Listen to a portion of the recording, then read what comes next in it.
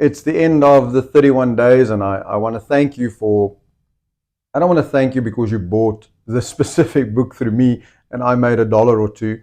I want to thank you because you took yet, I suppose, another chance on another self-help course or experience or experiment.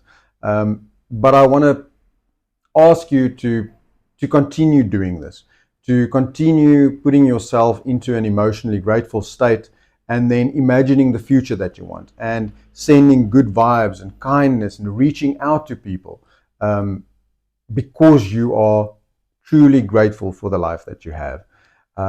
Thank you. You are welcome to purchase another book and use it for another month or 3. You've got the link on Amazon, so please go ahead if you want to. But in all honesty, this is a specific format that worked for me, and it might work for a lot of other people, but it might not be the perfect format for you. And all you need to do then is simply buy a notebook and structure the way that you journal in that way. But remember, you want to write things down. You don't want to type things on your phone.